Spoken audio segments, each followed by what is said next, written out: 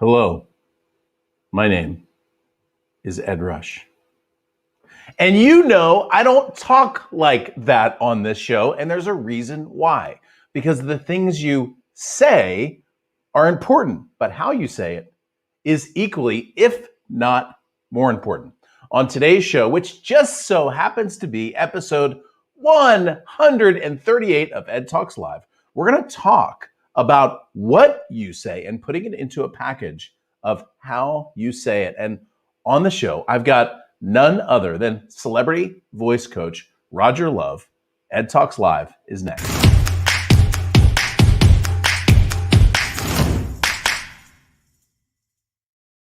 Hey, what's up, party people? I'm here back in the studio, 5-time #1 best-selling author, your host for the most positive place on the planet for insanely implementable ideas. We are coming up on a show break, and you longtime EdTalks Live watchers should know that for about the next month, we are going to be on a season break in between season 1, which was a very long season, and season 2. For those of you who just joined us, jump in on chat on the bottom on YouTube or on the right-hand side on Facebook. Tell us who you are, where you're from, and what you do. We got a whole bunch of people that just jumped in and said hello. Hello, Mike Toy, who was here quite early on the show this morning, about an hour early, actually. Barry, good to see you. I didn't forget. I just didn't put it in the description. Barry says, I experienced Roger Love at a Brendon Burchard event. What's up, Mary Jo? Good to see you. Barbara Hales, welcome back to the show. Robert, longtime viewer of the show. What's up, Dr. Aiden? Good to have you on the show. Hello, Celie. Good morning from Tucson. Celie says, as she introduces herself today, listen, today's show is going to be fun and fast and furious. I met Roger Love at an event called Sang about 5 years ago. Now, some of the speakers there were some of the most influential people in the world and some of the best speakers in the world, people like Harvey Mackay and others. And Roger stood up on stage and started talking about how you can use the power of your voice to influence people. And I was captivated. In a moment, I'm going to show you a quick sizzle reel, and then I'm going to bring Roger on to the show. Hi, Barbara. Hey, Gizzy. Welcome from Germany. Good to see you as well. Please, if you are just joining us, jump in below on chat or on the right-hand side. Tell us who you are, where you're from, and what you do. Watch this short video, and I'll be back with an interview with Roger. Did you get singing lessons for it? Oh, yeah. For the movie? Oh, yeah. Roger Love, this incredible vocal coach. I worked with him 5 days a week for months. Yeah. Oh, absolutely. When the biggest stars in the world need to find their true voice, they turn to one expert. And no other voice coach in history has been more commercially successful than Roger Love. For this, they've got me some lessons with a very lovely man called Roger Love. Roger trains one-on-one with the music and film industry's top artists and celebrities. He's Hollywood's go-to guy. I will be going to vocal exercises, vocal warming up with my coach. He's amazing. Still say the words. I was looking in the mirror, trying to find the way you know. Trying to find. I was looking in the mirror, trying to find. Roger has personally trained superstars like Gwen Stefani, Nick Jonas, John Mayer, Eminem, Demi Lovato, and Maroon 5.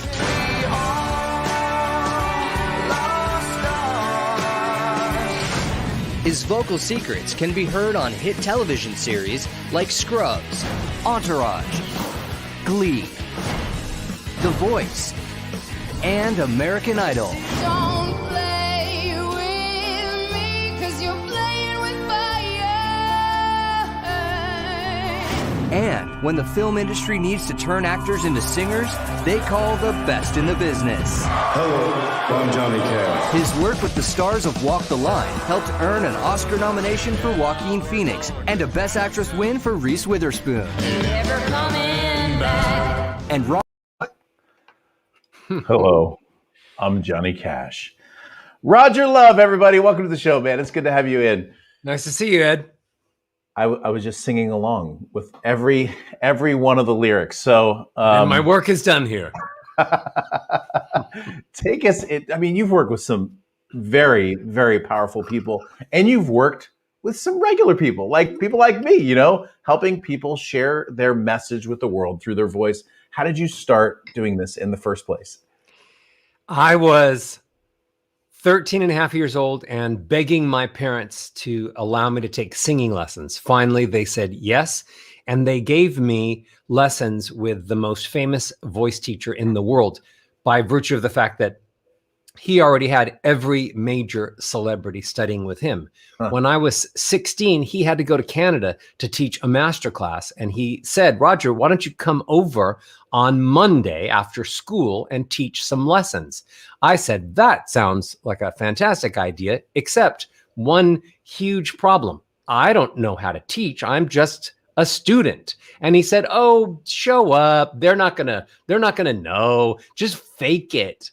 So I showed up on Monday after school, and my first lesson was Brian Wilson of the Beach Boys. Wow. And then Earth, Wind, and Fire, and then Luther Vandross, and then star after star after star. And I did exactly what he said.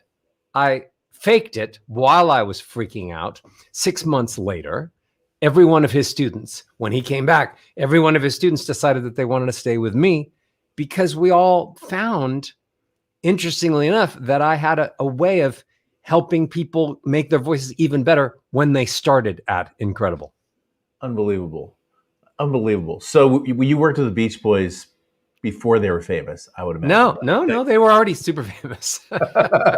So there was plenty of sand on the beach still. So you have this. So a lot of times we communicate. We're communicating to the rational mind. We're putting words together that we hope will connect with somebody rationally. But I've heard you speak about the importance of the way you use a voice emotionally. Can you talk just a little bit about that? Sure.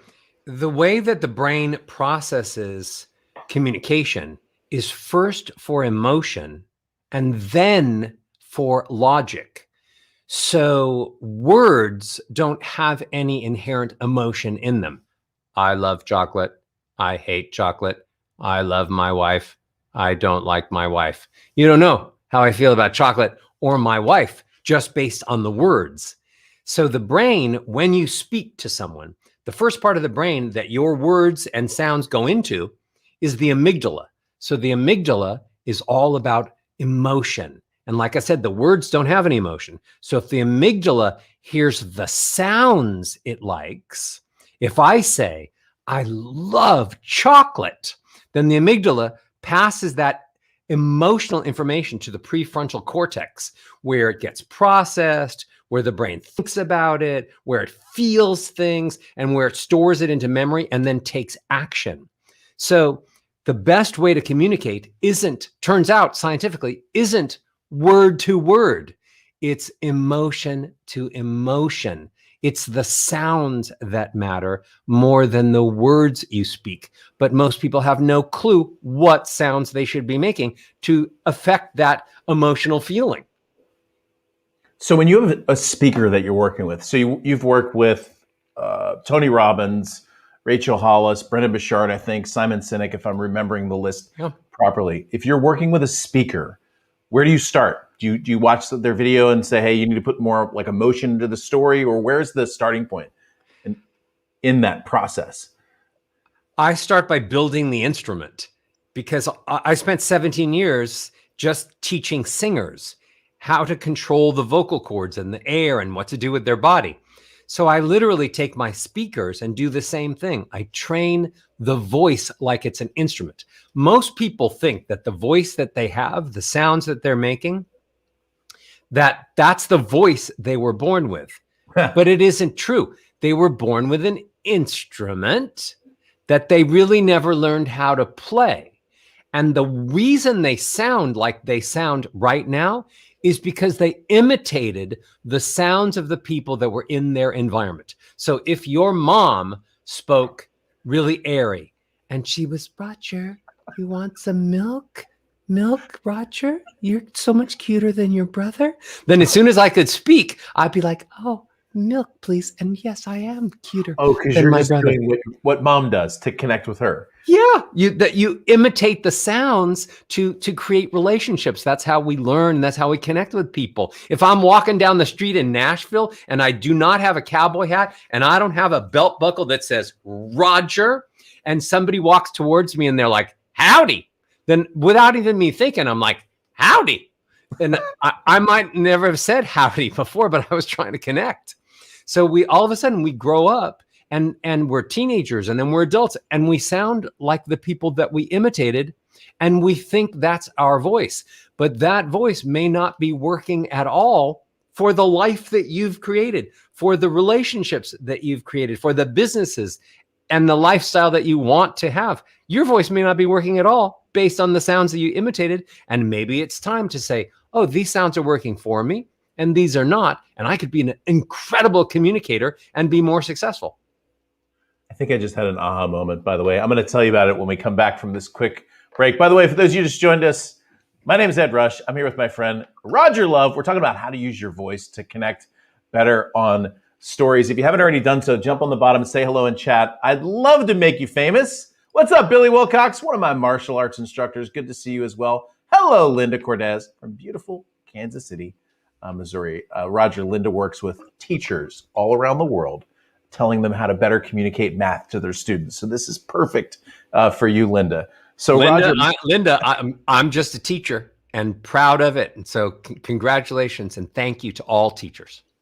So my dad was a basketball referee in the National Basketball Association. So basically he yelled at people for a living. And all of a sudden you just connected some dots for me, Roger. So that's about as far as I'll go on that one. So you start with a speaker with what they have. And of course, everyone says that they hate the sound of their own voice. How do you help them get over that? I mean, because literally, I've not met a person who didn't say that about themselves. So how do you help them get over that problem? The reason we hate the sound of our own voices because we don't listen to our voices enough. Our ears are over here and our mouth is here. So when we speak, sound goes out. I say your voice is a gift that you learn how to use and then you give it away because it's for the people that are in front of you that hear what comes out of your mouth. You have your ears over here. So what do you hear? You hear what comes over there, bounces on some walls, and maybe some of it trickles back to your ears. What you're listening to when you speak is internal bone vibration. The bones of your skull are sort of vibrating, and that's what you're thinking you sound like. But you don't know what you sound like until the sound comes towards you and goes in your ears. That's why you have to record yourself more. You literally have to, on a weekly basis, take out your phone, record into the computer, and just talk and practice some of the things that I'm going to teach you today. But start listening to what you actually sound. Don't just wait until you buy the next phone and you record your voicemail and you hate yourself on that phone as much as you hated your voice on the other phone that you paid too much money for already. So record your voice. So what kind of tips? I'll give you an example. So when I record my podcast, I have this microphone sitting right in front of me. That's my podcast microphone. Mm-hmm. I tend to sound a little announcery, like if you but the other day I thought, you know what I'll do? I'll just turn on Instagram Live and I'll just talk to the people there, but I'll have the microphone in front of me. And I listened to the podcast the next week. I was like, this is by far my best recording, but it was because it was so much more natural. But it took like an audience for me to do that. What kind of you got any good tips for getting people over changing their voice into something that doesn't belong to them in the first place? Yeah, the goal isn't to change it into something that you don't like and something that makes you sound like a DJ from 1970 when everyone sounded like a professional speaker. You're listening WIIFM radio in the 60s. Good. Yes. That's right. But now you listen to the radio and it doesn't sound like that. You listen to Ryan Seacrest, Kiss FM here in Los Angeles, and it's as if you were at the dry cleaners and you were talking to the person that was in line in front of you. It's very casual. It's very authentic. It's very normal. It isn't bigger than life anymore. So the reason that you're such a good speaker, Ed, and I'm not saying this blowing steam anywhere, but you are a good speaker is because you've managed to create a vocal personality that has some life to it, but it's also authentic. Here's one tip that we all need to learn. Most people are monotone, which means that as if they were a piano, they'd just be the same note all the time on the piano, and they'd be hitting that same note, and maybe they'd get excited about something one day and they'd be like, oh my gosh, and then they'd come back to this one note, and they're laughing at me right now saying, Roger, I don't do that. I don't just, stay on one note. Why would I just stay on one note? That's ridiculous. But then when they record themselves, they're like, oh my God, Roger was right. I do stay on one note. That's called monotone. And that's the fastest way to bore the heck out of everyone that's listening to you, because we like to hear melody. That's why we listen to songs. So instead of just staying on one note, you need to have some melody. It needs to go up to some higher notes, and it needs to come down to some lower notes. It needs to move around like you were a piano that had more than one key. But melody is tricky. Let me give you a little lesson on that. There's really 3 types of melody. One I just taught you, monotone, where it's staying all the same note. That's boring. The average attention span of the person who's listening to you is 8 seconds long. Soon as they hear you sound the same note for 8 seconds, they can't wait to go get a snack or try to find someone that could hold their attention. So monotone is bad. There's another way called ascending scales, where you go up the scale. Now I'm walking up from a lower note to a higher note. I really like my wife. I told you that earlier. I really like Ed. I'm so happy to be here. About going up from a lower note to a high note. Ascending scales make people happy. When people hear ascending scales, they're like, Roger's in such a good mood. What did he have for breakfast? Why didn't I eat that? Ascending scales are great. Except we've also learned the third way of melody, and it's the worst. It's worse than even monotone. It's called descending scales. It's my birthday. I'm going to go down lower. When I get to a comma or a period, I'll go down. I don't need any presents. You're describing Congress, basically. I'm describing the way we were taught in elementary school, that we're supposed to go down when we get to a comma, and then go down when we get to a period. And the only time we're ever allowed to go up is when it's a question. Yeah. Is your name really Rush? But other than that, they kept telling us to go down. And every single time when you record yourself and you listen to yourself back, hi, my name is Roger Love. It's a great day. That's my dog, Woofy. Every time you go down, you sound sad. You sound bored. Like Eeyore. You sound like Eeyore. And most people are going down using descending scale set every single time they get to a comma, every single time they get to a period. And that's why people are falling asleep when they're listening to them. Ooh, that's good. That's good. That's why people are interrupting them. Don't you hate to get interrupted? You don't actually get interrupted a lot, even though I've interrupted you selfishly twice today. But you don't normally get interrupted because you don't go down. Because when you go down, the person who's listening just thinks you're done. Or that you've fallen asleep, or maybe you've had a coma. But if you stay on the same note, or you go up, now I'm going to speak, Ed. You'll know that I'm not done because I didn't go down. So you'll wait for me, and then you wouldn't interrupt me until I'm really done. Ooh, that's good. That's good. So when you're working with someone on this, so you can't, if you just ascend the whole time, it gets boring too, right? So how do you help someone to really turn that into, I guess the second part of the question is you can't think about it while you're standing up on stage either. So how do you get someone to turn that into just naturally being themselves with their real authentic voice while they're up on stage? Because I tie the sounds that they make to the content that they're saying. We look at what they're going to say. And this part's going to be happy. I'm going to be talking about happy things. So we can use a lot of ascending scales. And then it's natural to the content. If I'm speaking if I'm doing a eulogy for a friend of mine's at a funeral for their grandparent, unfortunately for the grandparent, but if I'm there and they ask me to do the eulogy, I'm like, this is the serious part, and I'll have a little less melody. This is the sad part, and maybe I will use some descending scales. But this is the happy part, the part about heaven, that they're living in heaven, that they take unlimited naps, and that they can eat whatever they want and never gain weight. So I adjust my melodies and the sounds that I make to the content, to the words that I'm saying. And by the way, your brain is a lot smarter than you think. People say to me, Roger, I can't possibly think about my voice while I'm speaking. I'm just trying to figure out what words to say next. But it isn't true. When you think of saying happy birthday, your brain knows you're going to say happy birthday before you say happy birthday, because it has to put your lips and your tongue and your mouth in the position to say happy. Your mouth has to open. So your brain knows you're going to say happy, because if it didn't, you'd be like this, happy. Happy. But the brain says, open your mouth. We're going to say happy. Happy. And the brain knows that the P's coming, because if it doesn't know the P's coming, it can't close your mouth from happy. So the brain knows all the words you're going to say next. Well, there's plenty of other brain powers in there to say like, oh, well, if I know the word happy is coming, maybe I don't want it to sound like happy. Right.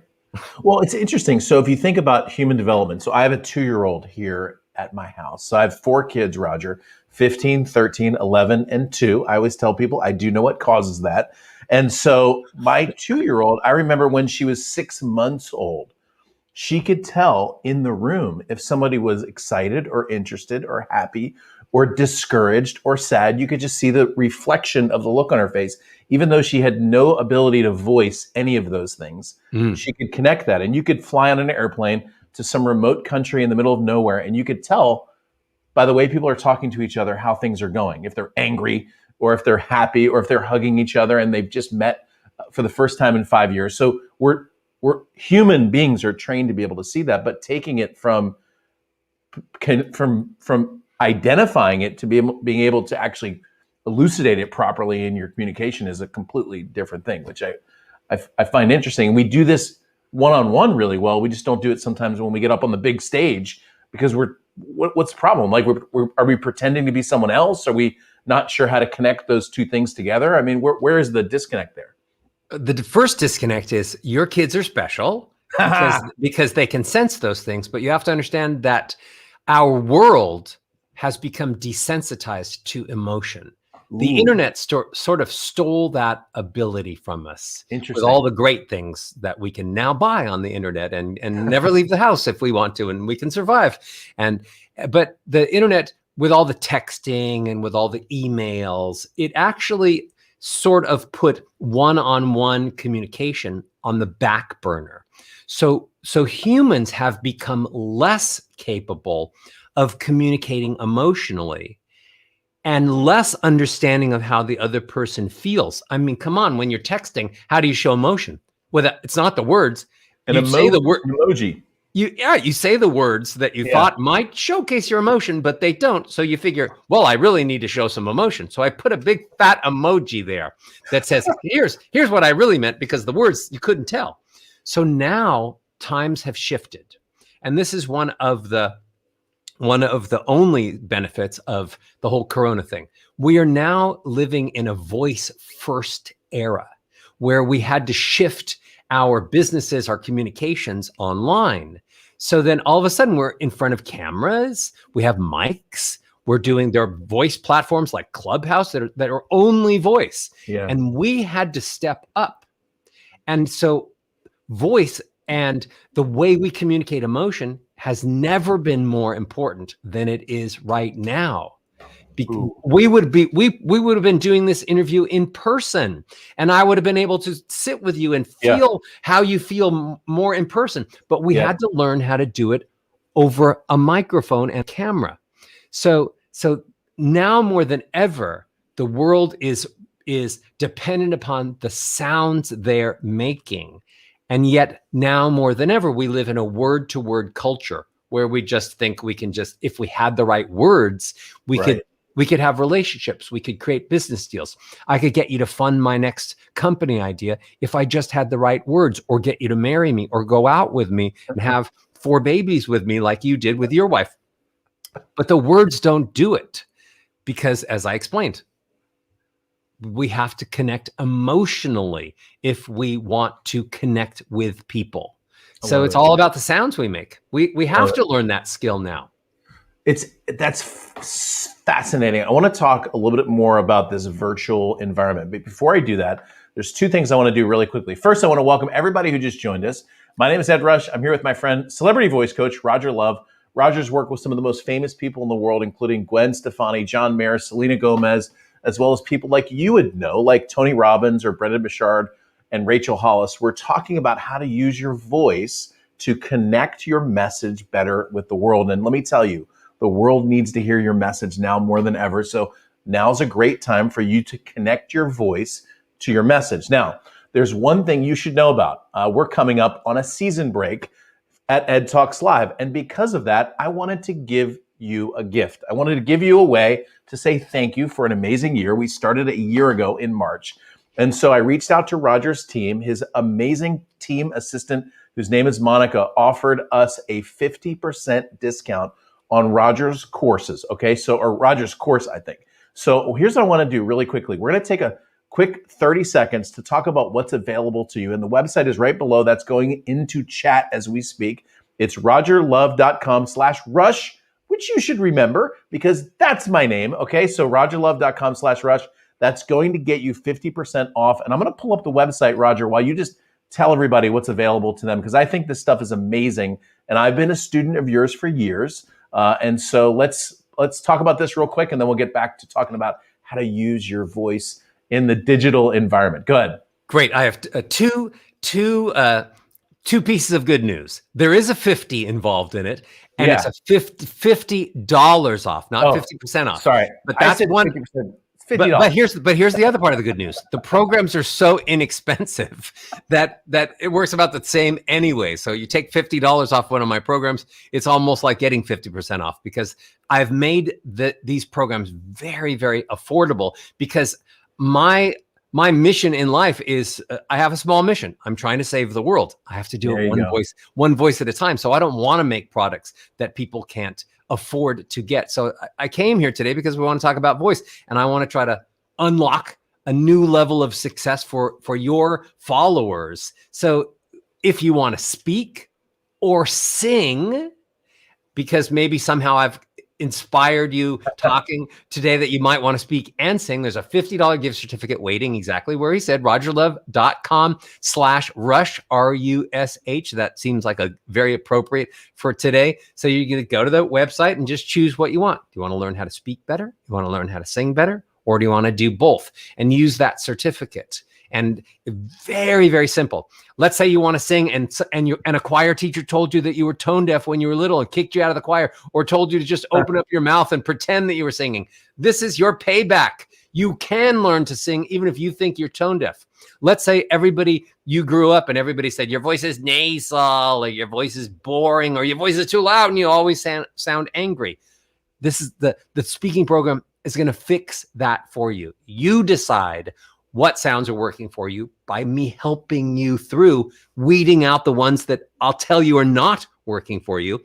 And you'll end up on the other side with a voice that actually works for all the different stories you tell, all the different people that you communicate, and a voice that gives you some control over your life because it controls the way that other people perceive you. And it'll be authentic and natural, and you'll love it, and everybody else will love it. And you'll go from having 4 kids to either having more or less, depending on how much people love your voice. So the website is below, rogerlove.com/rush. I'll just tell you my quick story. When I first started to communicate, I thought you just stand up there and you just talk. That's what you do. You just talk. And I look back, I've got some recordings now of some talks that I did when I first started speaking professionally back in 2006. And I am embarrassed for me then. I'm actually watching these going, oh my gosh, I can't believe I did this in front of real people. And when I went to this event where Roger was speaking, he talked about how to use your voice to better communicate. And I will tell you, I thought I knew what I was doing and I wasn't, okay? And I didn't. And so I changed the way that I communicated a little so that I could do it a little bit more effectively. Certainly not perfect. So I definitely recommend his trainings. The website is right below. I have access to those already. I have for 5 years, okay?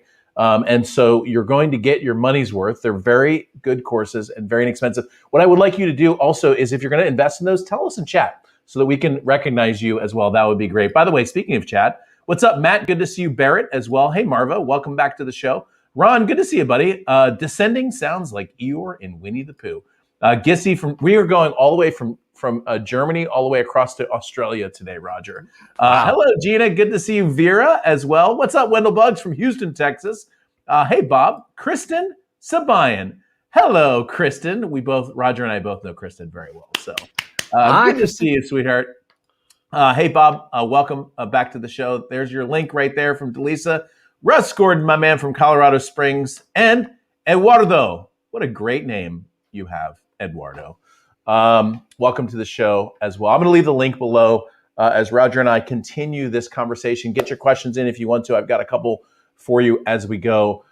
Let me ask this question about the transition from live to digital or virtual.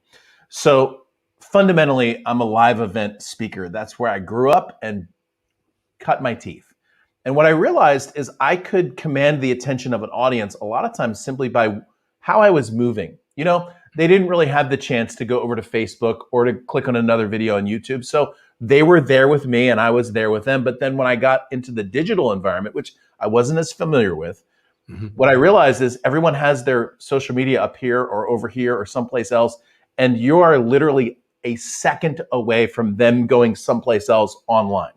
So what I learned when it comes to this virtual environment is I actually needed to use something other than me walking around to get people's attention. And part of that is your voice. Part of that are your mannerisms and how you're bringing people through the communicative structure of your message. How do your strategies change, if they do at all, when you go from a live event to the digital environment like we're all in right now? I was never afraid of the digital environment because as soon as Skype happened years ago, I was teaching lessons all over the world. So I've already spent years looking at a camera and realizing that there are people behind there. And sometimes you get to see them on a screen and sometimes you don't. So I literally believe that we need to create a way of communicating that we don't just practice when we're in front of a camera, but that we practice in our own lives. When I'm at the grocery store and I'm talking to a checker, I'm not boring, monotone. How's it going? Are those strawberries or blueberries? I don't know. Okay. Do I have to pay for that bag? I don't talk like that. I'm like, how are you? And then I look at them and I watch their expression and I encourage them to come back at me with the positiveness I come back. So it's really about, I have this energy level which pours out of every part of my body. I say that speaking isn't just a sound thing, it's a full body sport. Every part of my body is engaged in creating the sounds, not just because my hands are moving, but because I'm breathing and my legs are moving around and I'm utilizing, like, all of me is the locomotive engine, not just the front car. So I'm using my whole body to create the sounds that I want. And the energy that pours out of me into that little camera is no greater or lesser than the energy that is with me on stage and 5,000 people in the audience. I'm doing the same physicalization. I have the same volumes. I'm using the same melodies. I'm using the same changing pace, sometimes fast, sometimes slower. So the same sounds and the same physicality that I use, I literally use when there's nobody there, when I can't see anybody, when I'm talking to a microphone, talking to a camera. I realize that there's people out there, and I realize it is my job to have them feel me, not just hear me. So like I said, I use my hands, I use my whole body, I move, I create volume that isn't just about getting into this nice shiny mic. I'm filling up the room with me as if there were people here. And then some of the sound happens to be going into the mic, but it's also filling up the room. So it's about realizing that kind of energy and then letting it pour into the microphone. And because there are people listening on the other side. Hopefully. If you do it right. So, by the way, Giovanni, speaking of someone listening on the other side, full body sport. I actually like that. Speaking is a full body sport. I'm going to ask you a question. This is really my last question. I'm going to go to you who are watching Roger and I. Please put your questions into chat. We've got a few minutes just to get to your specific questions about how to use your voice to animate your stories. My question has to do with, I think it has to do with air. And I'm going to explain why I think. So when I first started speaking, if I did a 2 or 3 hour training, Roger, I was done. I mean, for real, like I would go to dinner that night and barely be able to talk. And now I can do a 3-day training, 8 hours a day, and be fine, frankly, by the end of 3 days. The way it felt then is it felt like I was talking, this is how I can describe it. It felt like I was talking from back here, like it was all coming from right here. And now I feel like it's coming from someplace around in here. That's the only way that I can describe it. So I know if I feel like all my energy is coming around here, I feel like I could go forever. And if it's coming from here, then I'm going to run out of steam. And I'm assuming that's air. Is that right? Or is that the energy? Or what's the key to being able to communicate long distance? One key is to use air effectively so that it creates volume and it creates the right tone and it does energize your body. So 2 things with air. You're supposed to breathe in through your nose, and most people are breathing in through their mouths. But if you breathe in through your mouth like this, if you go, do that with me. Everybody do that. You feel how drying that is on the throat? It's like you just swallowed a blow dryer and it was still plugged in and on. You're breathing into your mouth. You're drying out your vocal cords. You're robbing your body of energy, and you're making everything all dry. Breathe into your nose. No dryness in the throat.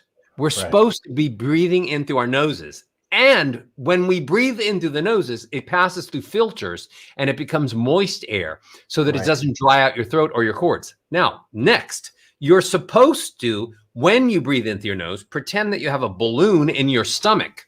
And that balloon is supposed to inflate like a balloon does. And your stomach is supposed to come forward.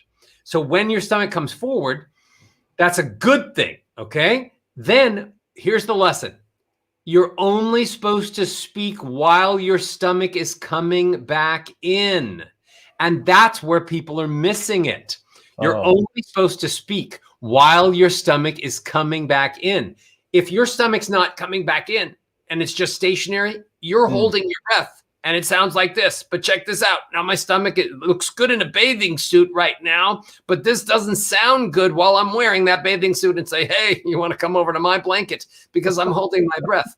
Whereas if I take a breath, let my stomach come forward and I say, oh yeah, you like this bathing suit? Oh, come on over to my blanket and let's talk more about it.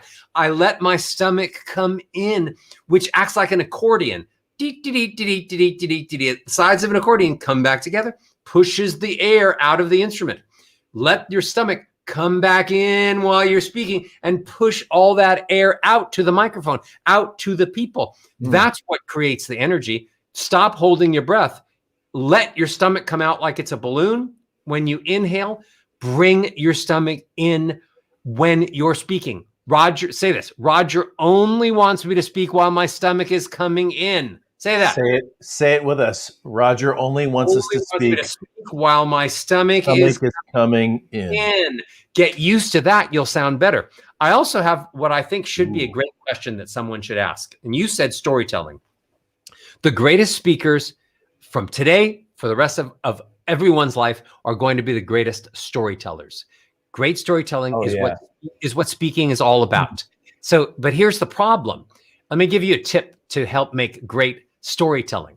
Most people, when they tell stories, they tell it in their voice. So I'm going home for Thanksgiving and I see my mom and she says, hi, Raj. And I say, hi, mom. And then I see my dad and he says, hi, son. And I'm like, hi, dad. And I say, well, what are we having? And my brother says, we're having turkey. And I said, well, turkey's not good for me because I'm a vegan. And then, so I gave everybody the same character. And you're like, oh my God, that's the last Thanksgiving you want to spend at my house. But I literally give everyone else a little bit different voice. So I'm the narrator. I'm really excited. I'm really excited about going home. It's Thanksgiving. I love my mom's tofurkey, and it's and it's so tasty, and I can't wait to see. So I walk in the door, and there's all my friends and my family, and I say, "Hi, Mom. How are you?" And my mom says, sit down, you're a little bit late. And my dad says, why are you torturing him? He just walked into the door. And my brother says, I saw you on Ed Rush's show, and he was way better than you. And then I'm like, what do you mean he was better than me? Yeah, he was better than you. He was smarter. He was taller. He looked like he had bigger biceps. And I'm like, well, maybe he does have bigger biceps, but I thought I was pretty good. So you have to give each of the characters a little bit different voice. And you don't have to be an actor to do that. You just have to think about it. Doing that really makes the story come to life, make the characters come to life. And that's just one little tip for storytelling. Go back to the 2-year-old thing. If you watch someone read a book to a 2-year-old, that's it. That's the way it works. And you can watch, 2-year-olds have very short attention spans, like shorter than ours, Yeah.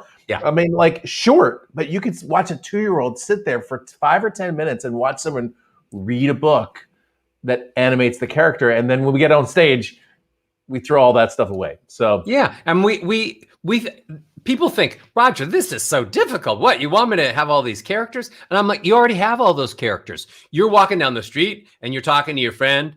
Yeah, that basketball game was like crazy. That last shot at the UCLA game the other night. Oh man, I thought I was going crazy. And then somebody walks by with a little puppy, and you're like, and you lean down, and you're like, oh, you did a little cute little puppy. And you change your voice, or somebody walks by with a baby in a stroller, and you say, hi. Oh, you're such a cute little, sweet little baby. We change our voices all the time. I'm just saying, doing it purposeful, thinking about that. What emotion am I trying to create? What sounds would go with that? And what are the different parts of my character that I'm authentic about that should have different voices? I'm a voice coach during the day. You can guess that. That voice is big and thick and strong. I'm omnipotent. I can fly. I can read minds. I am all present. I can solve all vocal issues. So if I come home with that voice, that character, those arm movements, and I walk in and I say, hello, honey, I'm home. Your voice coach is home. And she looks at me. She says, take the trash out. Nobody needs a voice coach at home. Come back as my husband. And then I come back in, and I'm not as loud as I was before. And I make the shift to husband voice, which is I have a lot more time at commas and periods where I'm silent. Tell me about your day. And so I changed my voice a little bit to be the husband. But if I use that voice with my kids, they'd play naked on the freeway and only eat chocolate chip cookies. So I have to have a voice that works with my kids. So we're doing it. But what if most people are going from their business to their homes with the same voice, and then wondering why the family's not listening to them? Or they're going from the bedroom to the boardroom with that voice, a little closer, honey. Or they're going from they're taking their boardroom voice back to the bedroom, and they're like, no, that's my seat. So we just have to be aware of how we're using voice, and whether or not it's helping our relationships and communications or not. That is so good, man. That is so good. We are moving into the voice first era. I love that. I'm gonna use that one again. We're in it. Go ahead. Go ahead. We're in it already, baby. We're in it. By the way, for those of you who just joined us, my name's Ed Rush. We're about to wrap up the show, by the way. I'm here with my friend Roger Love. We're talking about how to use your voice to change the world. And man, we had fun today. I have a whole page of notes. It looks like Russell Crowe's A Perfect Mind backyard, but pretty impressive. I'm going to jump in and answer some of your questions. But before I do that, real quick, man, chat just blew up, Roger Love. Matt says, my daughter is 11 and she loves helping me lead my karate classes. Would Roger's speaking course help her as well? Roger, I'm going to have you answer that question, but I will just simply tell you, look, the earlier, the better, because you and I both know, Matt, we had to work on our voice later on. Well, what if you could just figure it out when you were 11? So Roger, earlier the better. Yeah. We want the young people today to be the leaders sooner than later. And so the things they're teaching them in school, they're not teaching them at all about sound. They're just teaching them words. So to learn the possibilities of that, there's an incredible instrument in her throat, and she can use that voice to create the kind of life that she wants to create as she moves forward, and control the way that other people perceive her, and control the outcome of every communication that she has. It's amazing for a young person to do it, and it's not above their skill set. It is exactly planned for their skill set. I love that. I mean, if you think about our school system, a lot of the message that comes through is just be quiet because your voice is going to get you in trouble. So sometimes you end up with the opposite, not even neutral. You're negative on the way out with your voice. Yeah. Mary Jo, go ahead. No, go ahead.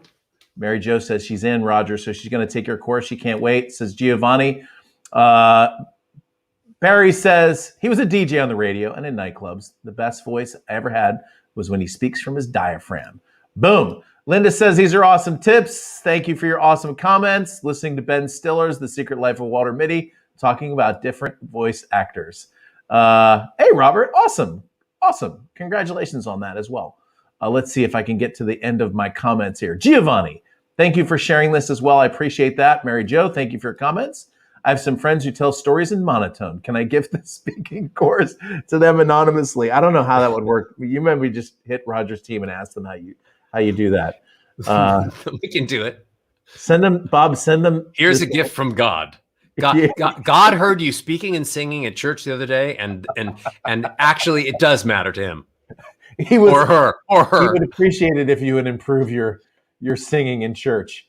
Thank you, Giovanni. Very good. All right. So, Roger Love, you are amazing. So here's the deal. We're going on a season break. When I come back on season 2, I'm only interviewing my favorite interviews from season 1, and yours just happens to be one of them. So I have to ask you while you're in front of everyone, because then you have to say yes, but I would love to have you back sometime, maybe a few months from now, just to continue the conversation. If you would, that would be awesome. What do you think? It's a date. All right, cool. We'll do it again. And in the meantime, please go to the website below, rogerlove.com/rush. That's where you can get your $50 coupon. Man, you can buy a lot for that $50 that you're going to save. Not to mention the fact that the world needs to hear your message, your story, your experience, and they need to hear it in your voice, your real voice. And this is the product for you. So jump in there and give it a shot. Their team is great, by the way. They'll take really good care of you, and you're going to have a lot of fun in the process. So without any further ado, Roger Love, what are your last thoughts as we wrap up today's show? My last thoughts are, you don't need to read any more books. You don't need any more certifications. What you need is a vocal makeover. You need to finally realize how the rest of the world hears you by you being aware of how you sound, and then choose to be the kind of person that uses their voice to make good. I used to think for the first 17 or 20 or so years that I taught voice, that my job was to help people find a great voice. But I've realized since then that my job is to use voice to help make great people. So find your voice. Ooh, I like that. And you will be one of those great people. Outstanding. What a great way to end today's show. Go below at the link below, rogerlove.com/rush. I will see you, everyone in the EdTalks Live family, this Thursday for the season finale. I've got some fun things planned for you. Roger Love, thank you for joining me on the show today. I appreciate you, man. And we will talk to you soon. EdTalks Live is out. Bye-bye now.